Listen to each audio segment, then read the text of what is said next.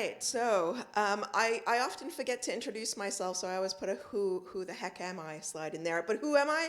I am the person that is going to give you all chocolate for questions. That's who I am. That's the kind of person I am, because I always like to encourage people to pay attention, and I find the best way to pay attention is to give away a little bit of an incentive. So I have brought a whole bunch of chocolate bars. I know, from the UK to France. Like, why did I do that? Because I knew I'd then have chocolate in my pocket to give away. So this is me. You can look me up online. I weirdly also work a lot in wine. I judge chocolate. So trust me, the bars I've got are really good. But I'm here today not to talk about chocolate or wine, but to talk about migrations. Now, migrations are super complex things. And I totally understand that developers, when they're going through migrations, it's a very stressful time.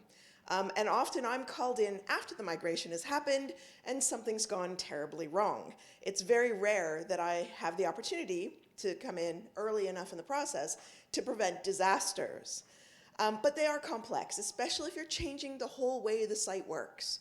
So if you're going from one URL to another, but it's moderately the same, it's okay. But if you're going even from the same URL to the same URL, but you're revamping the way that things work, it can really be disastrous. But developers are very confident people often. And they really feel like if they build it well, it should just work, right? I mean, if it's a solid website that's been built well, it'll just work. So, if we're going to do that, why in the world do we need to ask the SEOs anything? I mean, seriously, you build it, it works. Google crawls it, it's fine, right?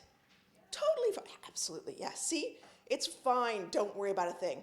Well, do worry about a thing, because sometimes the reason I get called in is because the worst does happen. I mean, obviously, as you can see here, it did recover, but sometimes things happen where we just kind of go, oops. Did you really just block all those IPs? Why? It was hitting your server a little too often just after you released your new website. Oh, I see. So you thought it was bad because it was coming from what? Google? Did you not pay any attention? No, apparently not.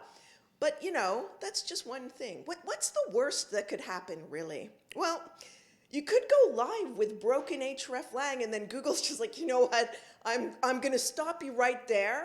I'm not going to spider your site anymore. This is a waste of my time and yours. Go away, fix it. When it's fixed, I'll come back. We'll just leave it there for now. So it can go really hilariously, terribly wrong. What was this? So the developers were like, well, I don't see why we have to put hreflang in anyway.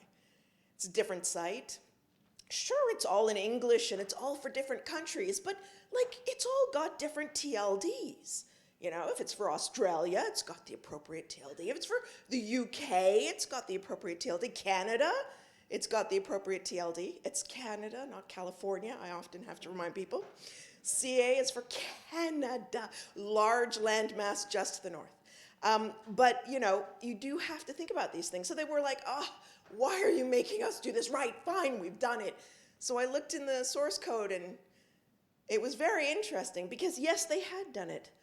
But they'd added an extra folder structure that didn't exist at all, anywhere on the entire site.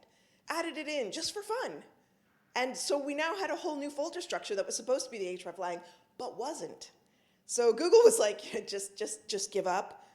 I'm going away now. You just fix it, and then I'll come back. So yeah, it can go very, very badly wrong. I often will help people out just, out of kindness, and give them a migration checklist and say, if you go through these steps, you will have a moderately okay migration. You really should get a professional involved, but it at least won't go horribly, hilariously wrong.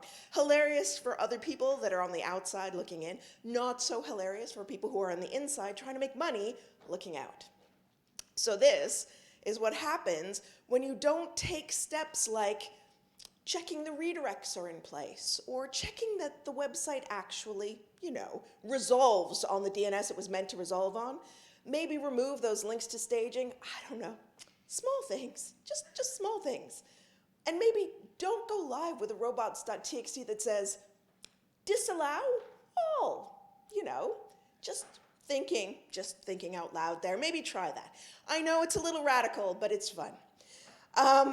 This client thought that having a server that was physically located closer to the country for which the TLD was serving would be great. Small problem. The country that they were trying to serve was the UAE. The server was located in India, and the server speed wasn't super fast. And I think that they thought that the closer physically that they could get their server farm to the country that they were servicing, the faster it would be and the better it would go. Sadly, as you can see, this was not the case. The server was so slow, Google was just like, you know what? I'm going to stop showing you in the SERPs because clearly you're having problems. Maybe you just need to, I don't know, change something. What did you do? I don't know. I'm just going to stop showing you in the SERPs because people aren't having the best experience. So I'm sorry, but you are the weakest link. Goodbye. That's a British reference. This is a different one where the canonicals were set to the wrong URL. Oh, everybody in this room is like, how do you even do that? Like, it's not rocket science. Clearly it is. It's not rocket science, people. The canonical is the one that is supposed to rank and resolve, I would point out. If you've got it as a canonical, it's always good if it actually exists. So please point your canonical URLs in the head section of your HTML page to a URL that resolves rather than one that doesn't exist or one that redirects. So these are things that people are not doing that then causes problems that they then have to call me and say, I don't know why, but like there's a lot less traffic coming through. We just made some changes. We thought it would be okay. We know when you change things, SEO sometimes goes down, but it's really not recovering. Do you know why? Yes, maybe fix your canonicals. Now, we all love redesigning a website, making it a better user experience, making it look really whizzy and flash, changing the images so that they slide in or fade in really beautifully. Large images, so on a giant screen, they look pixel perfect. That's what we like. Maybe not as SEOs. Maybe just the designers like that. Because as SEOs, we look at those websites and we're like, do you know it was torturous on my phone, but I've just got into your Google Search Console and it's torturous to Google and the rest of the world. So if you want to rank, we have to do something. If you don't want to rank in organic search, it's fine. Keep it. It's beautiful. I actually had a client once, very famous sports car brand, and they had a cinematography thing going. They were like, we want this to be like an immersive experience. And I said, you know you won't rank, right? Because Google doesn't rank your video that's swishing in the background where all your words are embedded in. They rank the words that are on your page, right? Oh no, it has to be this beautiful, like the car, where they pan. Yeah, no, Google doesn't like that. So please don't do that. Have at least a couple of words on the page. Maybe the title tag populated is always helpful. And yes, that was also a problem. The title tag was not populated. This is a different site speed problem, but you can see how quickly after they launched on the new server, things died. That was super fast, less than a week. And everything just died to death. And they didn't understand why. And I was like, well, I went to the website. It was a little slow on my laptop, but I thought maybe because I was on a dodgy Wi-Fi connection, maybe it was that, until I went in and I checked your Google Search Console that you've just given me access to. Thank you very much. I think we need to do some fixing. So it's really important that you check not just the server speed, but also the site speed. How fast is that site loading? I had a client once with an 8-second, and I'm not even exaggerating, 8-second load time, 8. I'm not even exaggerating. Why? Financial company didn't want any of the traffic to go anywhere except through their firewall, through a very specific port, that all traffic must be routed through there. There's nothing that can go anywhere that does not go through there. 8-second load time. That was the most painful site ever. They improved the user design and flow, but clearly not the SEO. And in fact, their CLS was horrible. But what they'd done is redesigned the entire site to have new images, a new flow through the site, new map of everything. Their menu system was different. They had changed everything. Everything had rounded edges, everything was beautiful, everything was on point, except everything to do with SEO. I mean, there were on this page as well, non-populated title tags. We don't mind blank meta descriptions, but fill in one, do something. There were lots of pages that weren't showing up in search because Google just couldn't see them, or gave up the will to live before it finished loading the whole page, which sometimes I feel like working with these clients. But the worst one was probably this one. Although there is another one that there is maybe a worse one, but not from a traffic point of view because they recovered quickly. This is probably the worst one. It's still ongoing. They had a Your Money or Your Life site, so it was all about health. And they moved the content from one domain to a different domain. During that process, they hired a great agency that went through, audited all their content, checked everything to make sure that there weren't too many duplicate contents for targeting the same topic, right? This is something that all of us do. We look at sites, we're like, you know what, you've got 5 articles targeting pretty much the same keyword. Let's see if we can't bring those together and merge them. That's what they did. You would think that this would be a good thing, although you're looking at this graph and you're thinking there's something, there's like a catch here. And they moved everything across, and they tried to move everything well, but nothing worked and nothing went well. And I have a list of all the things that I found in that first 3 days of what went horribly, disastrously. And from the outside looking in, thank goodness they're not e-commerce, from the outside looking in, hilariously wrong, but they really wanted their traffic back, and we're still working on that. But let's just step back for a moment, because I've now poked fun at about 8 or 10 different clients, but was it inevitable? Were we always going to get to the edge of the cliff and jump off and say, yay, Google, catch me, catch me? Not always. So when I said everything went wrong, what did I mean? What does everything mean? When I say, I didn't say this to the client, I gave them a hit list of what went wrong and how to fix it.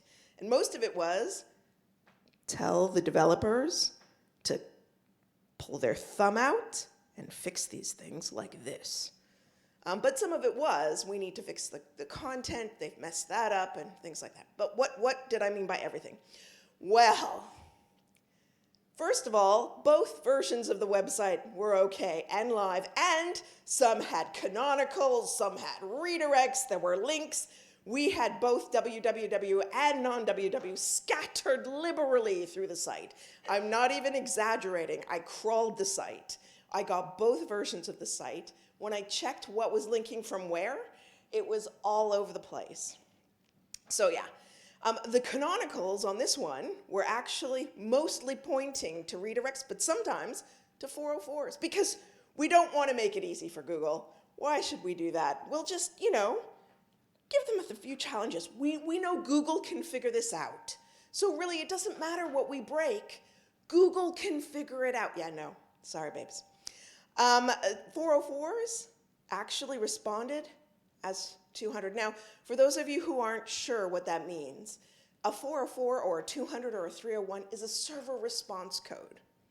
This is the answer to a handshake. Like when someone knocks at your door, you open your door and either you're there or you don't open your door and your Ring doorbell goes off and you say, hi, I'm in Paris right now. What are you doing at my front door? So you're 404, you're not found.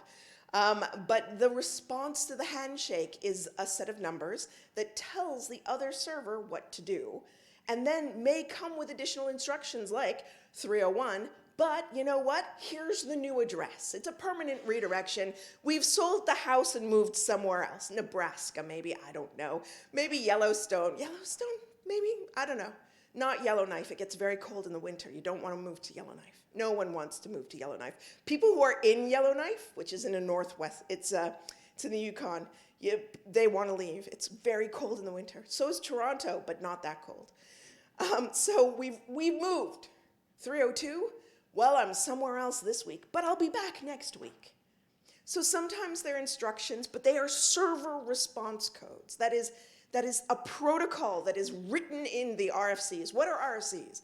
RFCs are requests for comments. They're the way that we standardize how we communicate on the web. Well, how computers communicate, not like you and me. We tweet at each other or Facebook or whatever. But the computers, when they make connections, they do that because there is an understanding amongst all the computers that they follow the RFCs. Not so for this website. They thought they knew better.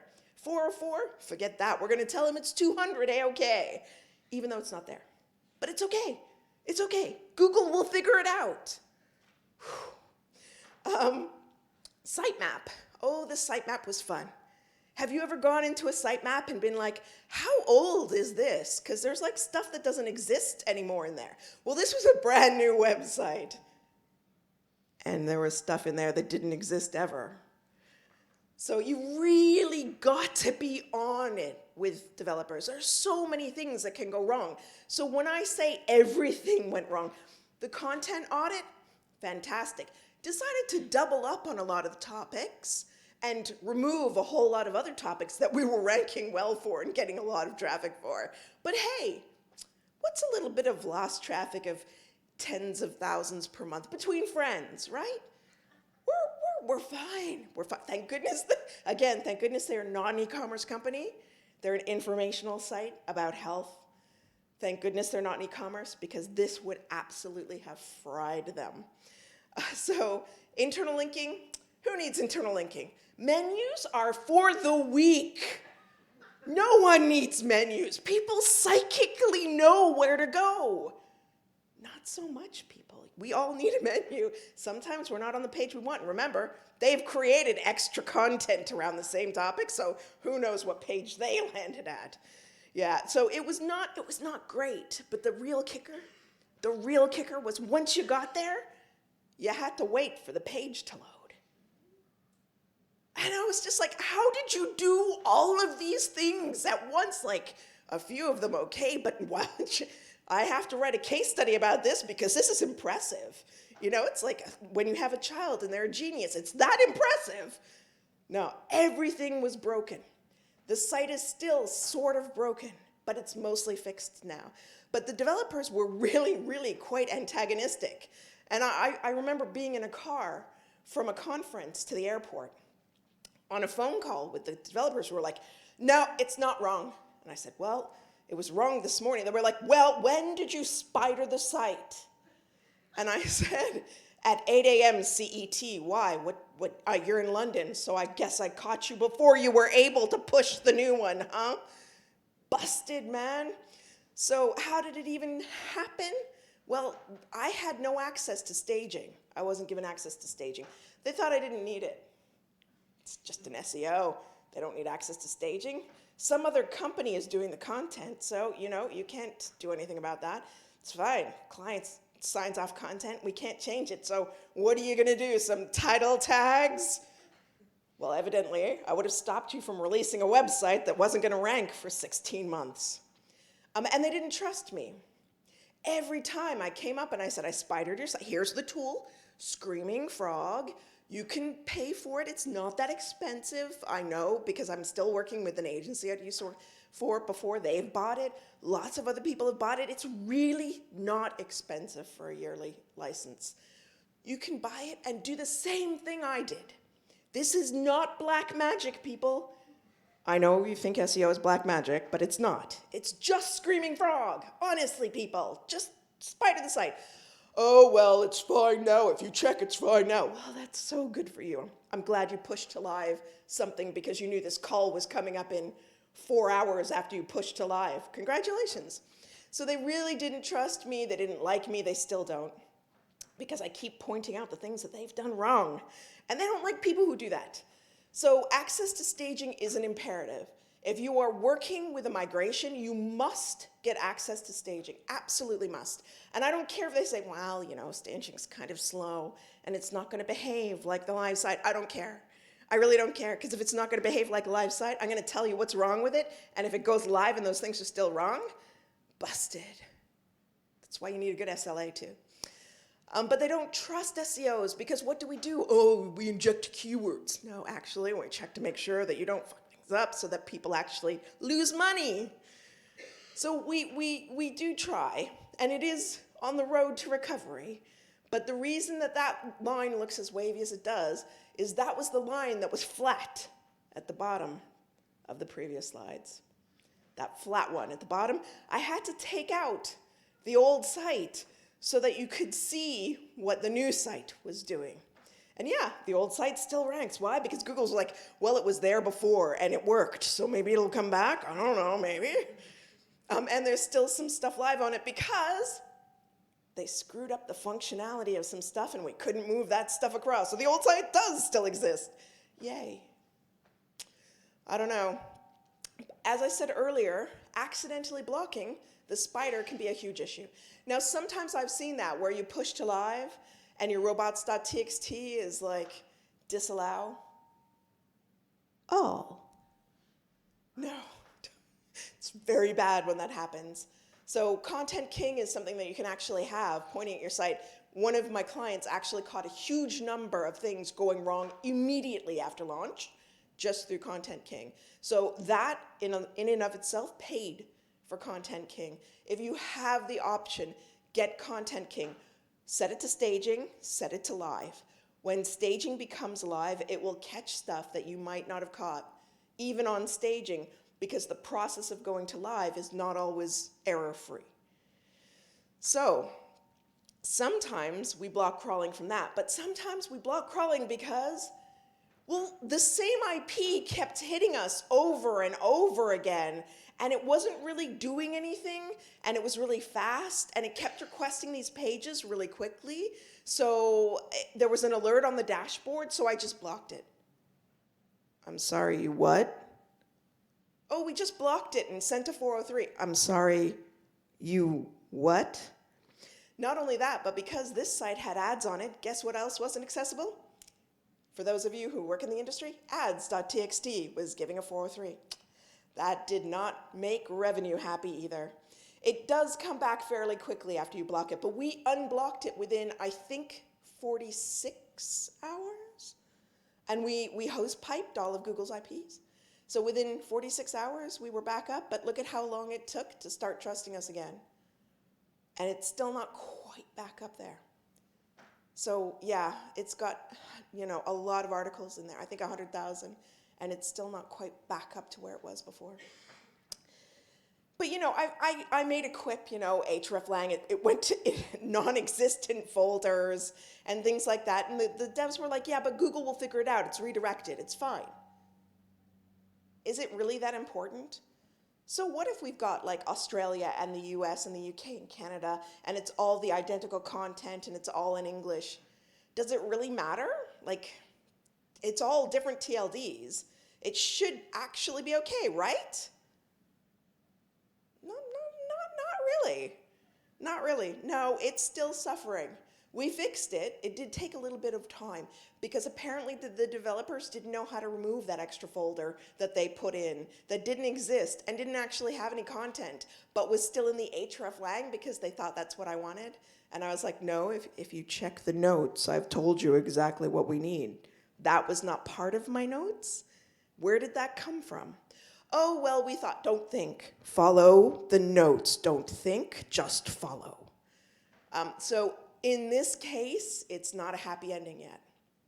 So in this case, the hreflang being broken is still affecting the site. And there's nothing we can do. We worked really hard, as fast as we could. It did take time.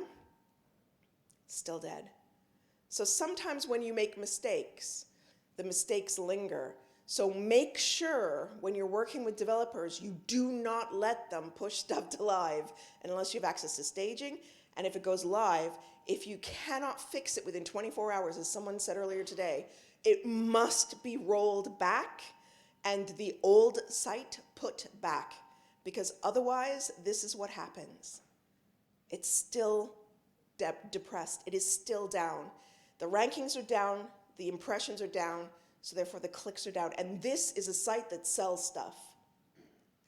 So this is a huge problem for them. Now, speed. I said earlier, they thought that putting the website physically closer to the country it served would be better. And I can't remember, how old is that theory? That's like 2010, 2008, something like that? Because there was a time in maybe 2004, I don't know, maybe 1999, I'm not sure. But at some point in the long, far distant past, it was like you have to have a server in the country that you're serving so that it's fast because it's local. I remember because I remember sourcing stuff in France. So I remember sourcing servers in France to serve the French website. But it doesn't work that way. You've got to be on a fast connection. It doesn't matter if your server stack is in the US or in the cloud or, I don't know, some other country. You have to have a fast website and a fast server, because if it's slow, it's not going to rank well. Sometimes developers just assume they're doing the right thing. You know, they're working really hard. They've looked at the documentation you've sent, and they've made some assumptions. And sometimes those assumptions don't naturally coincide with the way that things are meant to do. One thing I noticed when I was looking at this, I was like, wait, it's not an image sitemap and a video sitemap and a text sitemap and a mobile site. You don't do that. It's one or the other. It's like saving a text file as an image. It doesn't work. The encoding is broken. So I call this the kitchen sink theory of development. Well, if we put it all in there, it should work, right? Please don't do this. Also, please don't do this. Because, you know, we always think 2 is better than 1, right? Two questions, 2 chocolate bars, better than 1, right? Honestly, this is not okay. It was 2 different URLs as well. One with an S, one without an S. Who does that? Who does that? And they both resolved. Thank you very much. Don't forget to tip your server. It's bad practice to do this. It is horrible practice. You don't need to put 2 canonicals in there to do different URLs just in case. That's not how this works. But I've shown you all the horror stories. Does it ever go well? Has anybody ever had a migration go well? No. Yes? I heard a yes. Well, excellent. 1. Yes, we have 2. 2 people had migrations go well. Yes. 2 out of, I don't know, 12. That's not a great percentage, but it's not bad. But this is one that we did recently. And so there are things that go well. They can go well. They can improve. This was a whole new URL that had never existed before, and it was a very unique name. It had no history whatsoever, no links, no anything. We took certain sections of another website that we were retiring and pushed the ones that made sense over, culled a lot of content, improved a lot of content, and it worked. It worked. We moved it across, and it worked. And you can see that it worked really, really well. And in fact, the main competitor, we've started to really give them a run for their money. So where they were sweeping the keywords before, sweeping us under the rug pretty much, we're now in hot competition with them. So it's really important when you get it right, it goes really well. When you get it wrong, it goes really badly, and the effects can last for a really long time. But no talk is ever complete without a checklist. And I did say I would give you my QA checklist. But first, before we get to the QA checklist, I'm going to plug Aleda, who was here earlier in the day. And she's got an amazing checklist. But my checklist is not online. So what I did is I put it in a slide. It's colorful. I made it colorful, just, you know, for you. The devs don't have the colorful version. They've got the plain white text version. But this is what I gave to the devs so that they would not get these things wrong in the future. And this is very specific. And everything I've shown you is real data. This is not like stuff I fudged up. And this is a real QA checklist. So this is what I use. But the most important thing is you've got to spider the website that you're about to move from before you move it to. Because the number of times I've caught redirect problems because the old site was not properly redirected to the new, or there are old URLs they forgot to redirect to the new, or whatever. You really, really, really need to have an old site spider for the new site as well. And as I've said before many times, access to staging is so important. If you don't have access to staging, it's really going to make your life a living hell. But really importantly, somebody on the dev team that will champion you as an SEO. You don't have to be in all the stand-ups. You do not have to be in the dailies, the weeklies, whatever. You don't have to be that embedded. But you do need somebody who is that embedded, who is going to be on your side. Because if you don't have that, then you'll be, in my situation, in a car on the way to the airport with the devs saying, no, it's working fine. When did you spider last? Last week? Last month? No, this morning at 8 a.m. CET. Why do you ask? Make sure you have the right tools. I've talked about Screaming Frog and Content King. They're very important. SEMrush, I've also shown you some SEMrush graphs. But the most important thing is time. If you don't have time, it lives a long time. The failures live a very long time. So please be careful. And you can find me online if you have questions. Thank you very much. And remember, it's chocolate for questions. So there's a bag down here of chocolate. So if you have a question, hopefully the lovely woman in the back who's got the microphone will also bring you a chocolate bar if you have a question. We'll have to hit you up for chocolate after. Don't go without your chocolate. Like, what's the best way of communicating with developers? Because in my case, when I send a message, like, he sees it like way differently than I want to explain. So sometimes I need to do like screenshots. But in your opinion, what's the best way of like telling them what exactly I want and what's my problem? There are a few ways of helping a developer understand your side of things. The first way that I tend to lead with is donuts. So I make sure my first introduction to the developers are donuts. If I'm not physically there, I will actually send things, sweet things generally, unless I find out that they don't eat sweet, in which case it's a bottle of wine. So I usually open up with food, and that helps a lot. In the case with these guys who were belligerent, I haven't had a chance to send them food yet because the devs turn over really quickly. So, the original basket of cookies has already gone and then new people have come in. The next thing is screenshots are definitely important. But earlier somebody said, I think it was Aleda, you have the problem and then you have to show how to fix it. Maybe not the code. Don't necessarily send them the code because that can also upset them. And I've had both sides. I've had devs say, send me the code. This is making no sense. And I've had devs say, don't send me the code, I know what I'm doing. So don't maybe send the code, but say, here's the problem. And what we need to do is make it behave in this way. What do you feel would be the best route to that solution? And so you're showing the problem. So in one case, it's hreflang is completely wrong. It is utterly wrong. Where are those folders coming from? So I take a screenshot and I say, here's the hreflang.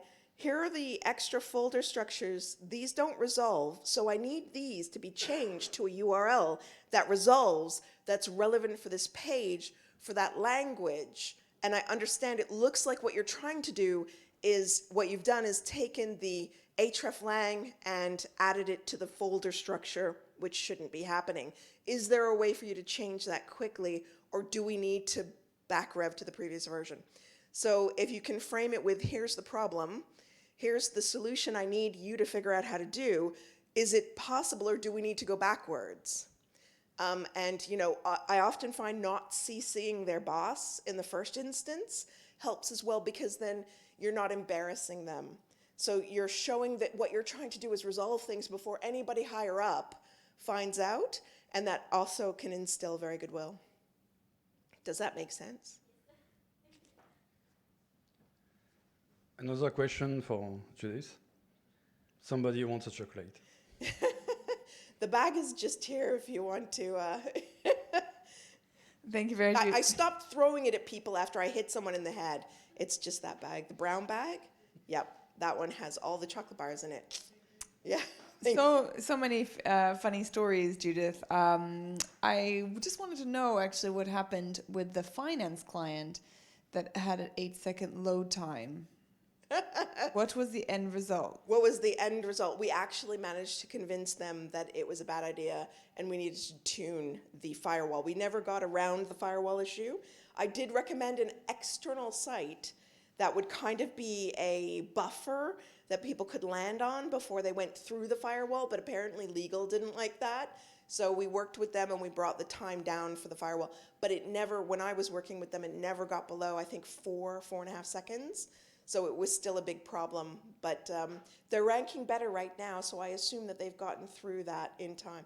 But yeah, it was really, really difficult because legal was the main blockade. So it's like in situations like that when you just can't get anything further. I mean, you were a consultant, so it's just like, okay, we'll do as much as we can do, and then you kind of sort of end the relationship in a nice way. Well, what I did is I showed them an outline of the keywords that they were ranking for, the key potential of the keywords, and then how much money it could drive based on the average value of what they would get from a customer. So how many people come through to a conversion based on that? If we increased the ranking due to increasing the speed, and how many people would click for that ranking. That keyword has X potential. Based on X potential, and therefore X percentage of people who converted, it's a simple spreadsheet, then this is how much money we are losing day by day. So, and it's very convincing, especially for finance people, when you're like, so per keyword, and most of your pages used to rank for like 200 keywords, per keyword, here's how much money you're losing, and here's how much money you could be making. Okay, one last question for Judith. See, it's sweet.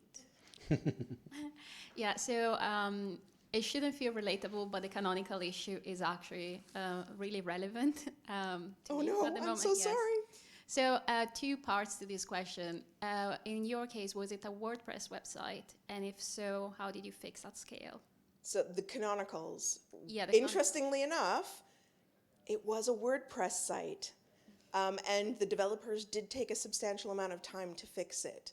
But once they realized, and it wasn't a case of one set of canonicals was for one version of the URL and another set of canonicals. It was all of them were set to the wrong version. They were set to trailing slash, and we had decided on non-trailing slash. So at one point, in frustration, I did say, could we not just redo everything so that it was trailing slash? Apparently that wasn't the right answer. But yes, it was a WordPress website, and the developers actually worked on it, and it took them a few weeks, but they were able to do it so that it was a non-trailing slash canonical. I don't know exactly what they did, because they're in London, and I'm in Oxfordshire, and at the time that I was talking to them, I was actually in Slovenia, but they eventually worked it out. Okay, thank you. But it was painful. I mean, it was not straightforward. Yeah, I relate. Okay, thank you, Judith. Thank you very much. That was fun.